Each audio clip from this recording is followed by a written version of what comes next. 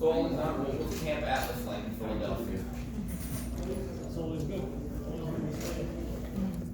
Always challenging. Teddy, what were your thoughts on the training camp? Were you satisfied? Very. Couldn't be better. Got to where we want to be.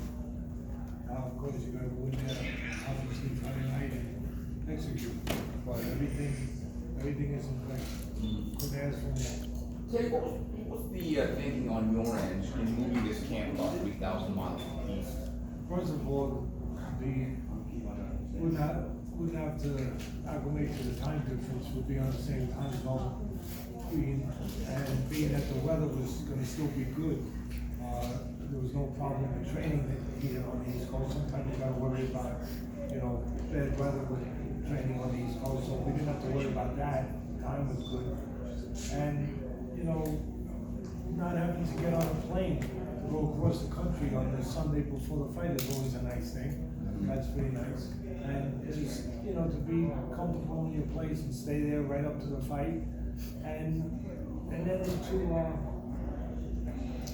want to be very careful with this word, but it's a word that Alex uses sometimes, but because we're very fortunate, we're very blessed to have these privileges and to have these opportunities to do what we do. But it's not the worst thing to suffer a little bit, to just remind yourself, and we're not suffering compared to what real suffering is, we understand that, I understand that completely. But just to be reminded that he's away from his family, he's got a beautiful family, and a young family, and just to be reminded that why are we away from the family? Right now, there are 4 alphabet light heavyweight champions, and barring a draw on Friday night, there'll be 3. How important to you is the idea of fully unifying the title? How difficult will it be because of of the drawbacks and making those sort of fights? And the other thing is that will you feel like you are the one true king of the light heavyweights if you win about by birth with those 2 belts and the other guys only have 1? First of all, my dream is to become undisputed champion. This is the first step. This is a necessary step. And the second thing is that this is what fans like to see. They want to see our champions to fight some opponents or tournaments. This is the tough fights which fans like to see. And for me, it's a big challenge. Yes. And what's the second part of the question? Obviously, you want to fully unify, but there are obstacles that sometimes if I feel like a person A, like I feel it inside, but it's not proven yet, and we're doing the step to prove it. Teddy, was it a good experience? I know it's a different style and different stance, but was it a good experience having faced the puncher in Stevenson? It's never a good experience facing a puncher. Let's get that very clear. But you know what I'm saying, going through the fact that you had a camp against... Well, it's the same premise is, no, I appreciate your question. Listen, in the way you answer that, in the way that it's directed, is that it's just, again, a reminder that there's no room for mistakes. That there's got to be full concentration for 36 minutes. Full concentration, and you have to fight 1 round at a time. 1 3-minute round at a time. Not 3 minutes and 59 seconds. No. Not when you're in there with a puncher that can change everything in a moment with 1 punch. As Stevenson almost did in the 10th round. But his character, the reason why he's a champion is because he was able to handle that and able to survive that. That's why he's a champion. I mean, you could look at all the other rounds and say he's a champion because of this, he's a champion because of that. He gave angles, he used his jab, he punched at the right time. But he's a champion because when the moment came, he behaved like a champion. And I have no doubt that whenever that moment comes, he'll do the same thing. But I'm just hoping that particular kind of moment doesn't come because we've trained to be very aware, as we did for the Stevenson fight, that there is no margin for error. There's no margin for lapsing or drifting for a split second. Not when you're in with a guy that can punch with the right hand the way Beterbiev can punch with that single punch. And so again, it's never comfortable to be facing a puncher, but at least we know we've done it and we know what it takes. Alex, does facing him in the amateurs help with the preparation going forward to this fight? No, it will help for this preparation. And again, like a lot of people ask me this question, like about our fight. It was 10 years ago. It was amateur, and kind of like I don't want to make it sound like I'm making an excuse. So 10 years ago, he was just better. Period. And right now, it's different times, different sports. Teddy, during the Stevenson fight, you had talked about Oleksandr. We are piranhas. We're taking small bites, given the fact that you had to kind of chip away at Stevenson. You felt his power. Does the same philosophy, in your view, or a similar philosophy, hold in this fight with Beterbiev? Yes and no. There's moments to take bigger bites in this fight, we're gonna take them. At whatever time it is. If it's early, it's early. If it's late, it's late. If it's middle, it's middle. He's got great judgment and instincts, and we put that in place, and I know that we can depend on that judgment and that instincts when it's time to take a bite, small or big. We never want to get greedy. You never want to get greedy, especially with a puncher. But I think this fight's a little different than maybe some people envision. You know, it's not going to be exactly the same as the Stevenson fight, because we have a guy that there's going to have to be moments. Put it this way, there's going to have to be moments to take bigger bites with this guy, if you can understand what I'm saying. And that doesn't mean getting sloppy or careless or greedy, but it means what it means. So Teddy, you think that a couple times, like Beterbiev to me, But the fight's in the right place, not standing on a sidewalk, eating a hot dog. would you say that Beterbiev, in a lot of ways, is a guy that loves to come downhill one direction, and if you back him up and put him on his heels, that he's not the bully that he likes to be? Maybe I could get you in the corner. You don't want that. Maybe on a Friday night, but we have a plan, and Alex has worked so hard to institute that plan, to practice that plan, to be prepared to go forward with that plan, and he will. I have absolute, and again, part of what makes him special is that he's able to think properly under pressure where other people don't always think properly. You know, it's hard to think properly for some people, period. But I know I have trouble sometimes. But to think properly under that kind of situation and that kind of pressure, that kind of duress, he does a real good job at it, and he will again on Friday night. I had asked Artur this question, and I'll answer you too, because legacy can mean being a champion in the same weight class for a lot of the defenses, as Hopkins did at middleweight and other fighters have done. For some people, it's being multi-division champions, moving up.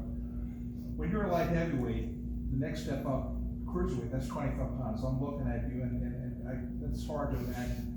Maybe there's a big fight there. Maybe there's a big fight at 168. I don't know if it would be how difficult that would be to come down.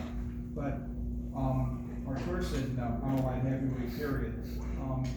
From your perspective, if there was something new at either cruiser or super middle, or just your body telling you that you're a light heavyweight and that's where you need to be? Like again, for right now, only one challenge and one opponent existing. For me, I'm not even thinking about any other opportunities. But everything's possible in the future. Maybe go up or even go down. I think it's possible. Maybe cards are possible. But again, right now I'm not even thinking about it. But we're looking too far. Alexander, there's a lot of good trainers out in Southern California where you're based.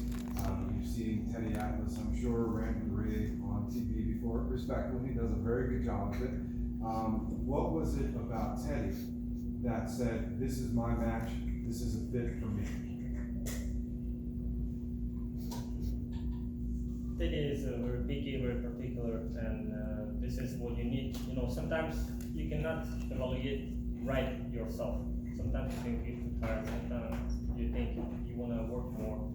They didn't know exactly what we're supposed to do, and there's no place for argument.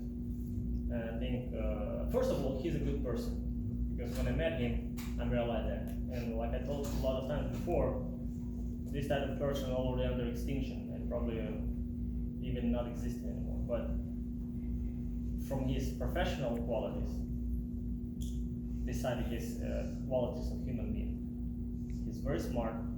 He's over 40 years in this business, and he never loses any small details, which is really important at this time, because we already know all the basics. You know, everybody knows the basics, but all the small details. Or sometimes, you know, you think, okay, I'm already too good, maybe somebody can forgive me some mistakes.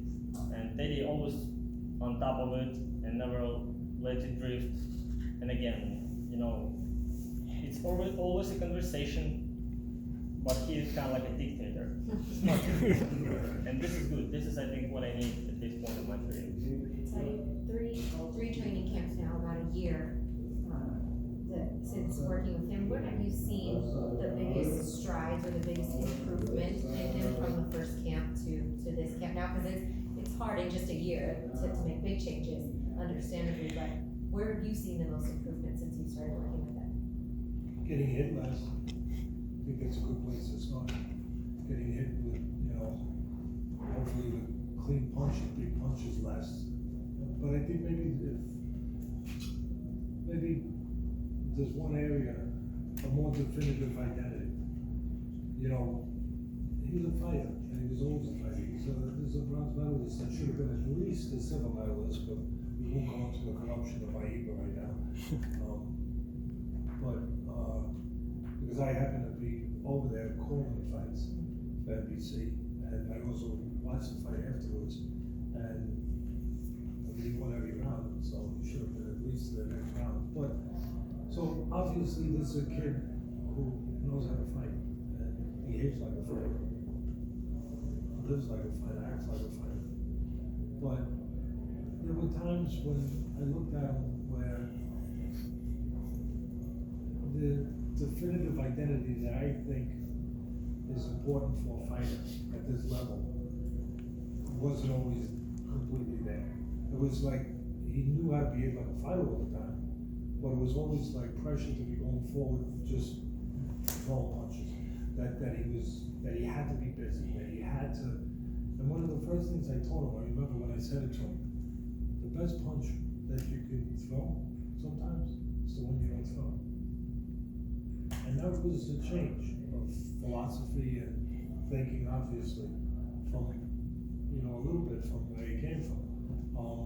And again, his attitude was almost a pressure on him, where if I'm not busy all the time doing something, then I'm not doing what I'm supposed to be doing. And that's not always true, you know. And I joke with him sometimes. I said, listen to that song by Kenny Rogers. You gotta know when to hold and when to fold. And it's no different in our business and in life, quite frankly, in many things. And so I think that my main focus and responsibility was to find that definitive identity for him, where not one minute he's Jake LaMotta and the next minute he's, you know, Bernal Whitaker, where he's what he needs to be in a consistent way, and he feels good about it, and he knows that that's the right identity for him, and to match up with him physically.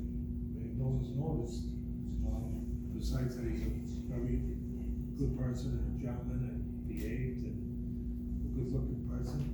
Besides that, he's tall. He's got pretty good length. So I think those things should be taken into account when you're forming somebody's identity in the ring. And so for me, that was my responsibility. If I could ask you just a question. You've been with Oleksandr many years now, and you've seen the transition working with Teddy. You've seen his growth as a professional. From your perspective, what have you seen in terms of Oleksandr in the last year since he's been with Teddy?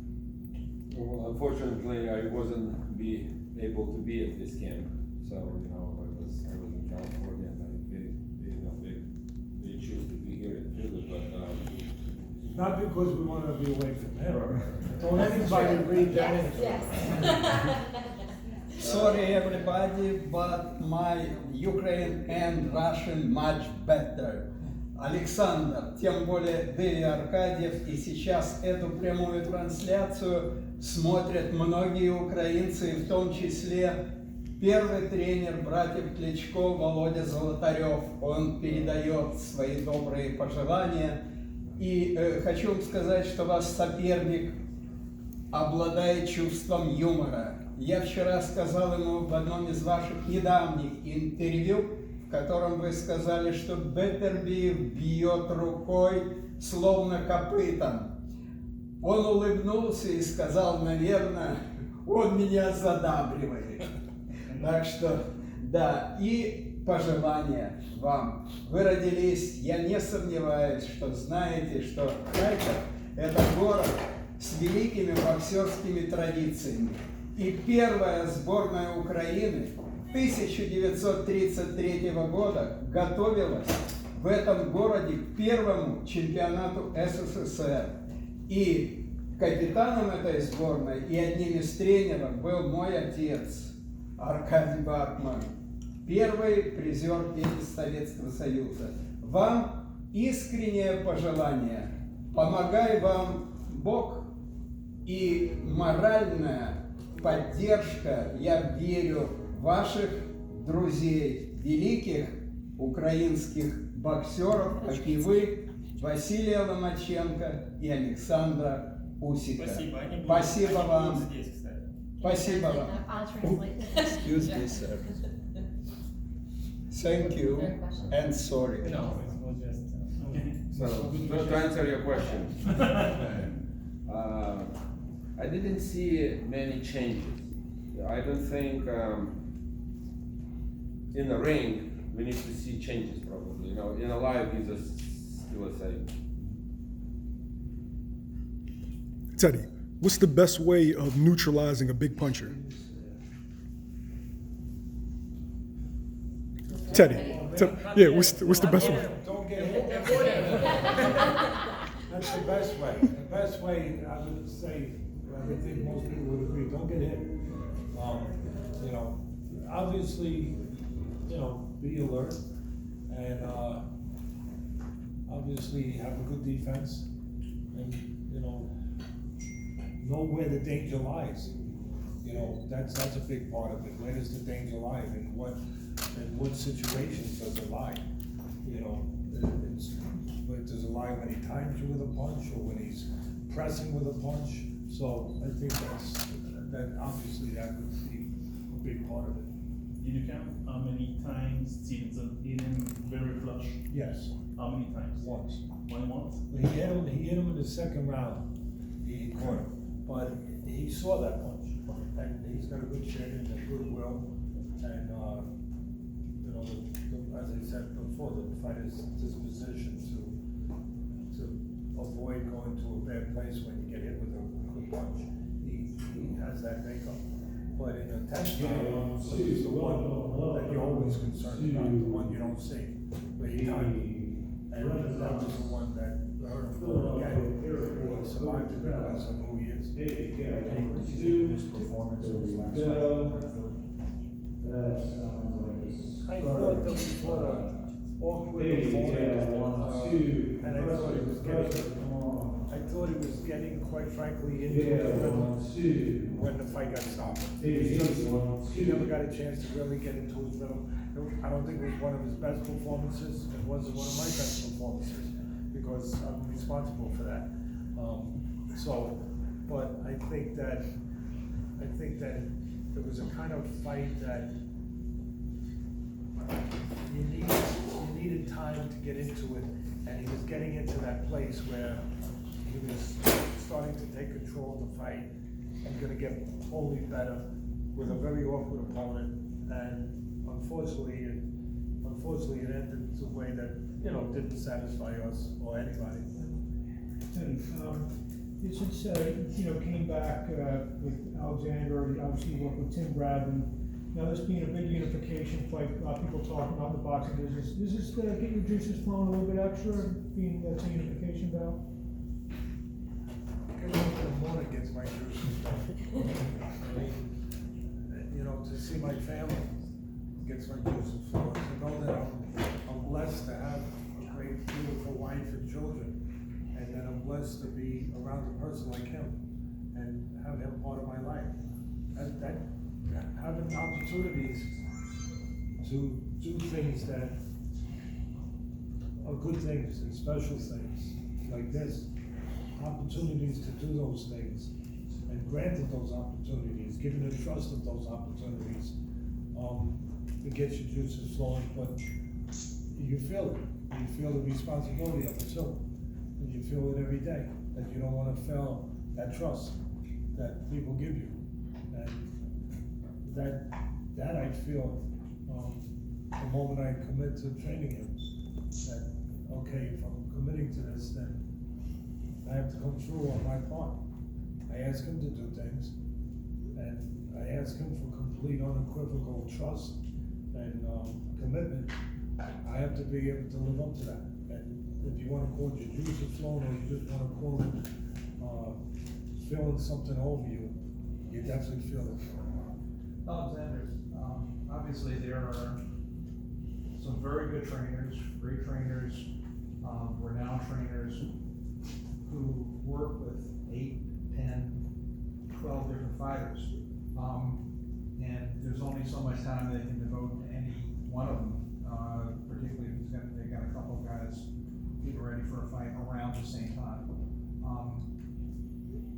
Teddy has never been one of those guys. He has to have a special bond, almost familial. The fact that you are the only guy that he works with, and that was going to have to be something that you both felt. How much does that mean? And that you were the chosen one to bring him back into the fold and do what he was born to do. I really appreciate that, and this is what makes Teddy special. I know the trainers, I can understand like one trainer, like you say, have a training camp with one fighter in one country, and the other fighter who he trained was training by himself somewhere else. I think it's not right, and Teddy would never do that.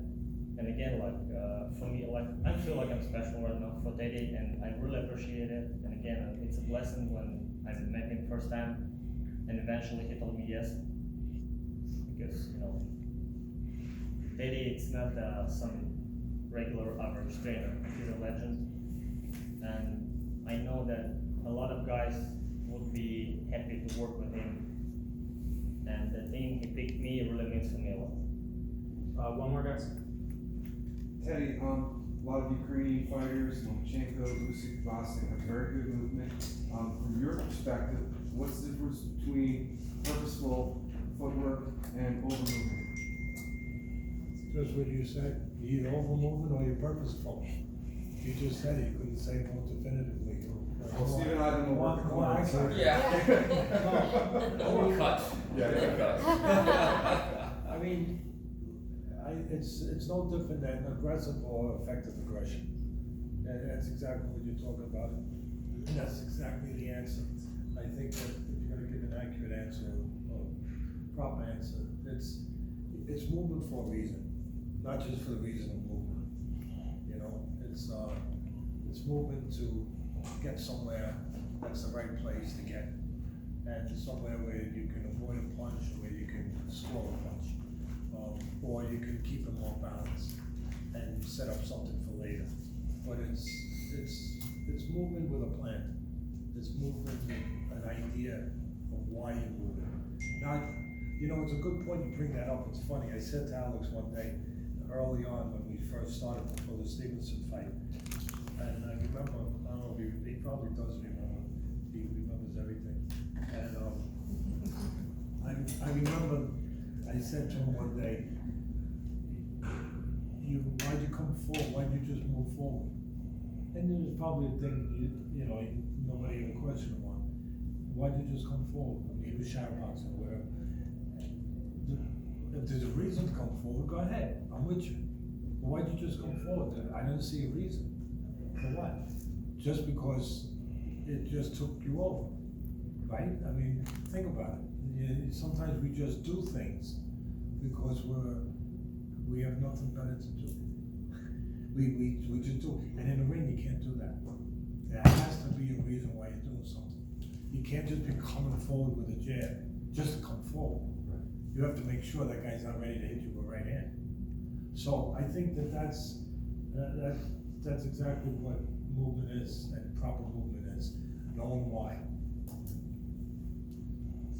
Thank you guys.